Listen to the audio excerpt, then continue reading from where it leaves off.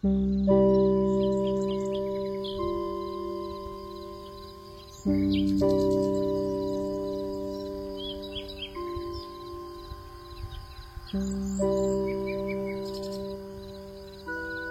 koksi adalah serangga yang selalu tampil memesona.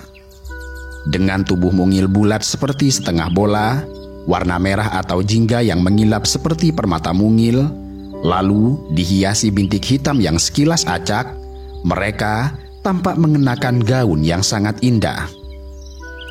Namun, di balik bentuknya yang lucu serta warna yang mencolok, mereka adalah sosok yang jauh lebih kompleks. Mereka adalah penjaga sunyi ladang-ladang pertanian dan predator tanpa ampun bagi serangga-serangga yang mengganggu pertanian.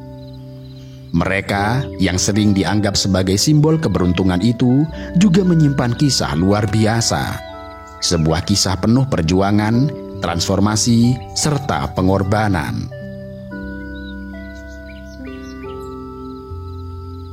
Di alam liar, warna merah atau jingga di tubuh kepik bukan sekedar gaun yang sangat indah, tetapi juga menjadi semacam baju perang yang memperingatkan akan bahaya. Dengan warna yang mencolok, kepik seolah memberi pesan jelas terhadap para predator. Seperti aku beracun, jangan makan aku, atau jangan dekati aku. Dalam ilmu biologi, fenomena ini dikenal sebagai aposematisme, sebuah taktik pertahanan dengan menonjolkan diri agar dihindari oleh predator. Lebih dari itu, saat merasa terancam, kepik akan mengeluarkan cairan kuning dari persendian kaki mereka. Cairan ini terasa pahit dan memiliki racun ringan bagi burung atau reptil yang hendak memangsanya. Dan inilah jawaban mengapa dalam eksperimen laboratorium, burung-burung yang pernah memakan kepik cenderung menghindari warna merah berbintik untuk seterusnya. Ketika hendak terbang, kepik koksi seolah membuka dua sayap yang tampak seperti dua pintu kecil, lalu membentangkan sayap transparan yang dapat membawa mereka melintasi taman atau ladang sejauh beberapa ratus meter. Sepasang sayap keras itu disebut sebagai elytra. Elytra bukanlah sayap yang digunakan untuk terbang utama, melainkan berfungsi sebagai perisai pelindung yang kuat untuk melindungi organ-organ vital di bawahnya. Di balik perisai keras itu, tersembunyi sepasang sayap belakang yang transparan, tipis, serta terlipat rapi. Saat hendak terbang, elytra akan terangkat, menampakkan sayap belakang yang sempurna untuk mengepak dengan cepat, memungkinkan mereka terbang dengan mudah dan efisien.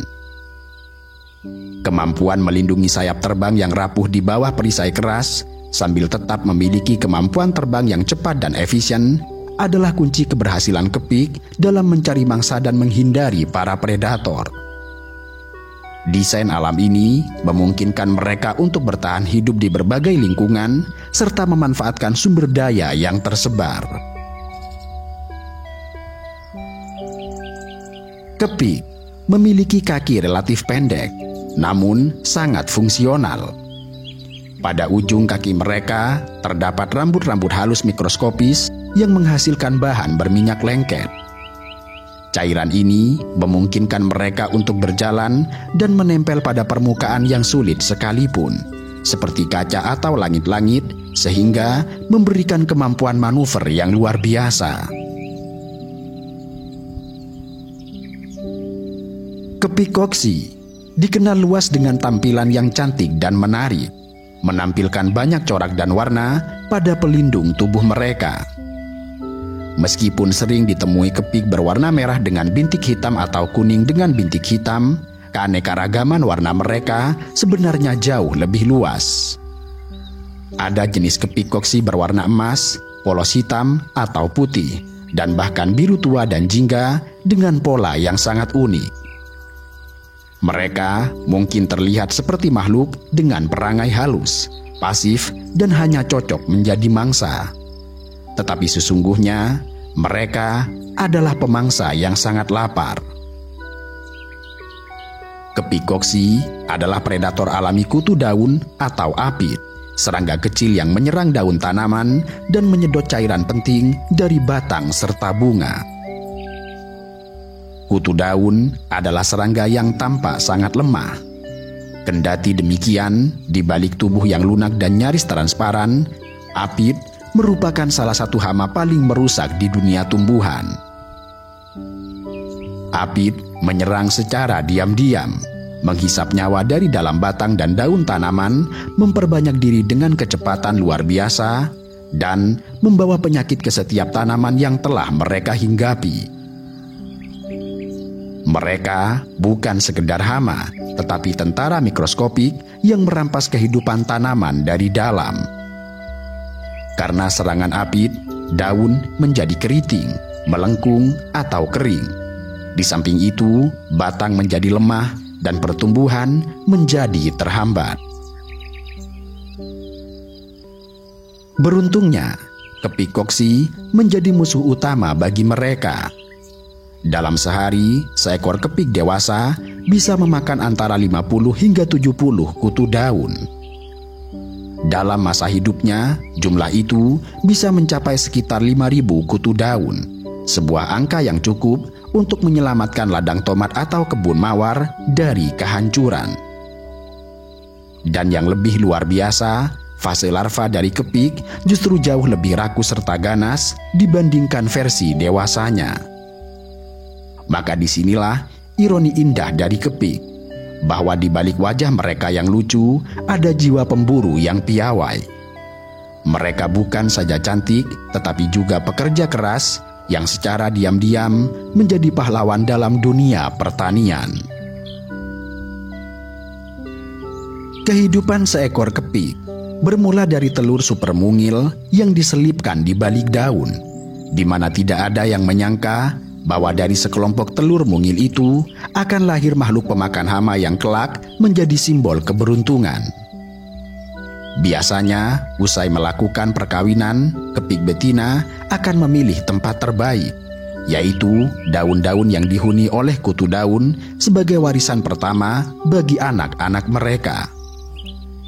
Ia akan bertelur antara 300 hingga 500 butir telur yang tersusun dalam kelompok kecil berwarna kuning keemasan. Saat menetas, larva-larva mungil segera keluar dengan penampilan yang sama sekali tidak mirip dengan induknya.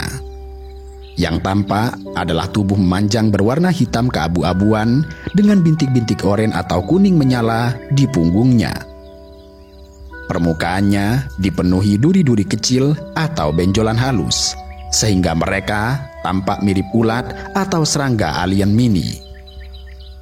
Bagi yang tidak tahu, larva ini mungkin dikira hama. Padahal justru inilah bentuk paling berbahaya dari seekor kepik. Dalam hitungan jam setelah menetas, mereka mulai memangsa kutu daun tanpa belas kasihan. Dalam satu hari, satu larva bisa memakan antara 30 hingga 50 kutu daun.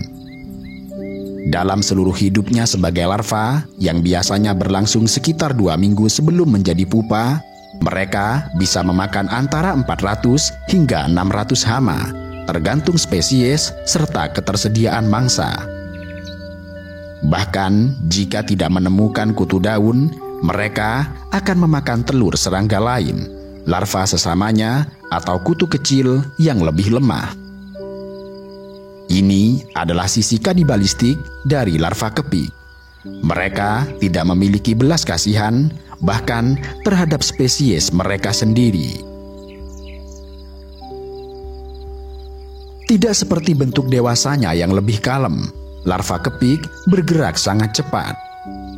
Mereka menjelajah permukaan daun dan batang dengan sangat lincah, mengandalkan penglihatan dan antena untuk melacak keberadaan kutu daun.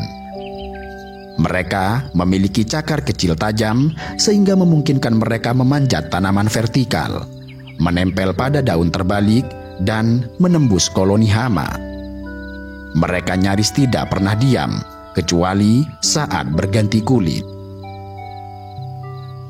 Larva kepik mengalami 4 kali pergantian kulit atau instar sebelum akhirnya berubah menjadi pupa. Kemudian, setelah menjalani 4 kali pergantian kulit, larva kepik akan menempel pada batang atau sisi daun, lalu memasuki fase pupa yang berlangsung antara 4 hingga 10 hari. Ini adalah masa sunyi dan rapuh. Di dalam kepompong kecil berwarna jingga keemasan, tubuh kepik berubah secara dramatis. Sayap mereka mulai tumbuh, organ mereka mulai berkembang, dan warna merah ikonik mulai membentuk diri mereka. Lalu, sekitar 4 hingga 10 hari kemudian, seekor kepik muda muncul dari kepompong. Pada awalnya, mereka memiliki warna pucat kekuningan serta belum memiliki bintik. Tetapi dalam hitungan jam, pigmen tubuh mereka perlahan muncul, menjadikan tubuh mereka berkilau merah, dihiasi titik-titik kehitaman yang akan menjadi ciri khas mereka seumur hidup.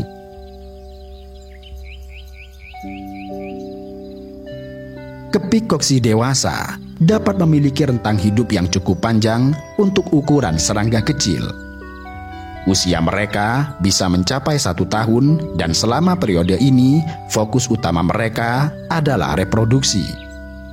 Perkawinan mereka terjadi secara seksual yang biasanya dimulai di musim semi setelah mereka keluar dari tempat persembunyian musim dingin.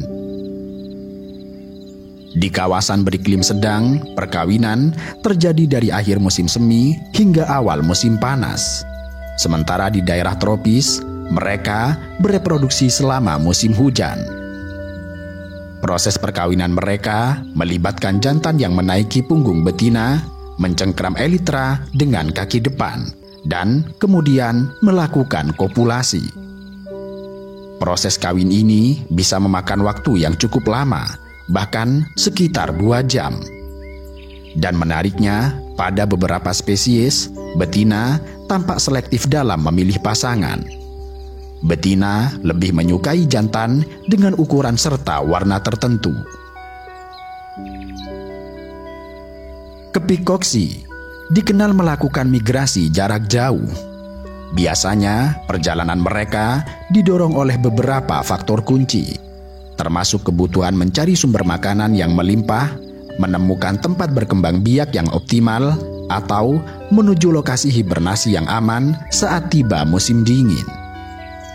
Migrasi mereka sering terjadi dalam siklus tahunan atau musiman, mengikuti perubahan ketersediaan sumber daya serta kondisi lingkungan. Sebagai hewan bermigrasi, kepik adalah penerbang yang ulung, mampu terbang sejauh 120 km dengan kecepatan sekitar 30 km per jam dan dapat mencapai ketinggian hingga 1.100 meter.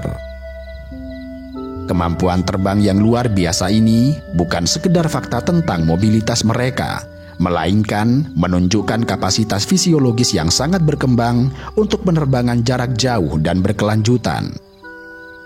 Kemampuan migrasi yang luas ini memungkinkan mereka untuk dengan cepat menjelajah area baru yang mengalami wabah hama, lalu menempatkan diri mereka sendiri sebagai agen biokontrol yang efektif.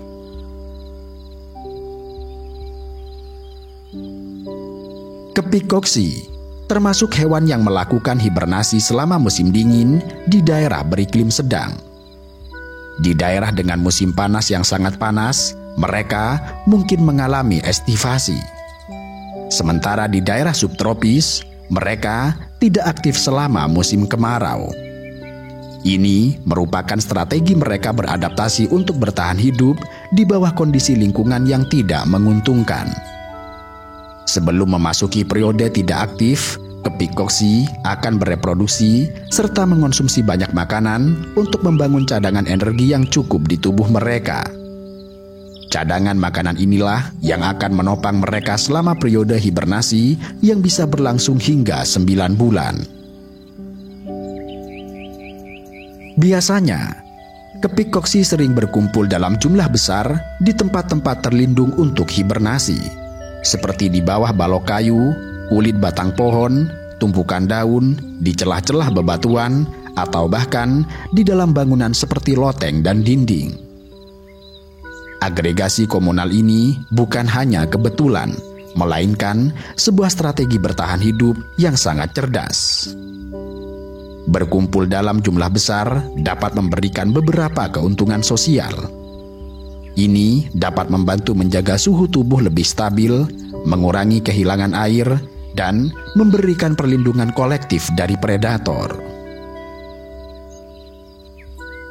Meskipun tidak berbicara seperti manusia, kepik koksi menggunakan berbagai teknik untuk berkomunikasi satu sama lain, terutama dalam spesiesnya. Salah satu bentuk komunikasi mereka adalah melalui sinyal kimia bernama feromon. Mereka menggunakan feromon agregasi, zat kimia yang dilepaskan ke lingkungan untuk memanggil individu lain ke suatu lokasi.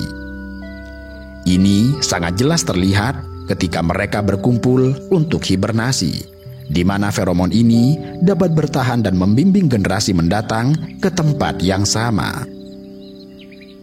Penggunaan feromon ini merupakan mekanisme koordinasi yang sangat canggih, sehingga memungkinkan ribuan individu untuk menemukan dan berkumpul di lokasi yang optimal untuk bertahan hidup di musim dingin. Selain kimia, komunikasi juga dapat terjadi melalui sinyal visual dan sentuhan, terutama selama proses perkawinan atau interaksi lainnya.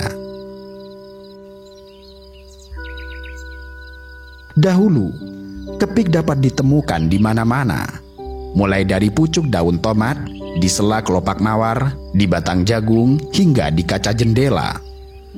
Anak-anak sering menemukan mereka tanpa harus mencarinya. Namun kini, bagi banyak wilayah di dunia, termasuk di Indonesia, melihat kepik seolah menjadi momen langka, atau seperti menemukan selembar surat tua dari masa lalu. Hilangnya kepik dari kehidupan kita terjadi karena rangkaian faktor yang saling bertautan, hasil dari perubahan besar yang dilakukan manusia terhadap bumi. Dan ironi yang paling menyedihkan dalam hal ini adalah bahwa manusia menciptakan zat untuk membunuh hama, namun di sisi lain justru membunuh penyelamat alaminya. Pestisida sintetis adalah racun yang bekerja secara sistemik. Artinya, racun ini terserap ke seluruh jaringan tanaman. Dan ketika kutu daun memakan daun, mereka akan mati. Tetapi saat kepik memakan kutu daun yang sudah terpapar, mereka juga akan ikut mati secara perlahan karena keracunan sistem saraf. Penelitian dari berbagai universitas pertanian menunjukkan bahwa populasi kumbang kepik menurun tajam hingga 40% di area pertanian intensif dalam 2 dekade terakhir.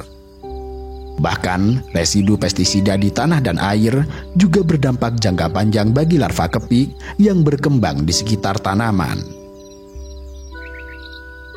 Masalah penurunan kepik masih ditambah dengan pendatang yang menjadi penguasa.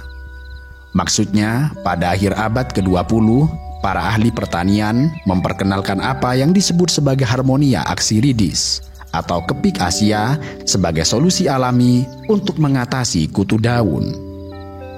Awalnya, ini menjadi niat yang mulia. Tetapi, seperti banyak kisah lain dalam sejarah ekologi, spesies pendatang yang lepas kendali berubah menjadi bencana. Kepik Asia memiliki beberapa keunggulan, yaitu tahan terhadap suhu ekstrim, lebih cepat berkembang biak, lebih agresif dalam memperebutkan makanan, serta bersifat kanibalistik. Maka, dalam waktu singkat, kepik Asia mendominasi ekosistem serangga lokal, terutama di Eropa serta Amerika Utara. Mereka bahkan merambah ke rumah-rumah manusia untuk berhibernasi, menyebabkan iritasi kulit atau alergi pada sebagian orang.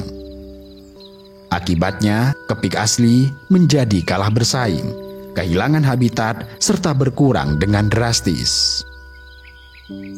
Kerentanan ini masih ditambah dengan masalah lain berupa perubahan iklim. Kepik koksi, seperti banyak serangga lain, sangat bergantung pada siklus musiman. Mereka membutuhkan suhu tertentu untuk berkembang biak, untuk memangsa dan untuk memasuki masa hibernasi. Tetapi perubahan iklim global menyebabkan siklus alam menjadi kacau. Musim semi datang lebih awal, tetapi kepik belum menetas. Kutu daun bermunculan lebih cepat, tetapi predatornya masih dalam fase pupa. Kemudian, cuaca ekstrim seperti hujan deras atau kekeringan panjang menghancurkan telur-telur yang sangat rapuh itu. Dan ketidaksesuaian ini menciptakan lonjakan populasi hama tanpa predator, sekaligus membuat banyak larva kepik mati kelaparan karena kehilangan mangsa alaminya. Ini adalah bentuk ketidakselarasan ekologis yang semakin sering terjadi. Kemudian, dunia yang dulu penuh dengan bunga liar, ladang-ladang kecil, pagar hidup dan padang rumput kini berubah menjadi aspal, beton, dan ladang monokultur. Sementara di saat bersamaan, kepik membutuhkan keragaman tumbuhan untuk hidup, sebagai tempat untuk bertelur, sebagai tempat hibernasi, dan sebagai tempat sumber mangsa beragam sepanjang tahun. Akan tetapi, ketika taman-taman digantikan perumahan dan ladang digantikan oleh sawah seragam tanpa pagar pohon, tempat tinggal kepik menjadi lenyap. Mereka tidak lagi bisa bertahan dalam dunia yang terlalu steril dan seragam. Ini masih ditambah dengan polusi cahaya serta udara yang mengganggu. Meskipun tidak sepopuler dampaknya pada burung atau serangga malam, polusi cahaya juga mempengaruhi perilaku kepik, terutama saat mereka bermigrasi atau mencari tempat hibernasi. Lampu-lampu kota yang terang menyebabkan mereka tersesat, tertunda, atau bahkan gagal masuk masa dormasi tepat waktu. Sementara itu, polusi udara dari kendaraan dan industri juga berpengaruh pada keseimbangan mikrohabitat, terutama dalam wilayah urban. Kualitas daun menjadi menurun, populasi kutu daun berubah, dan dengan itu rantai makanan kepik ikut terganggu. Tentu, sangat disayangkan jika makhluk kecil ini semakin lenyap. Sebab kepik koksi bukan hanya simbol keberuntungan dalam cerita rakyat. Mereka merupakan penyeimbang ekosistem yang sesungguhnya. Ketika mereka menghilang, itu bukan hanya kehilangan estetika di taman bunga, tetapi itu adalah peringatan halus bahwa sesuatu di dunia sedang berjalan tidak semestinya. Hilangnya makhluk sekecil kepik menandakan sesuatu yang lebih besar, mengenai kerusakan ekosistem, keserakahan manusia, serta retaknya harmoni alam.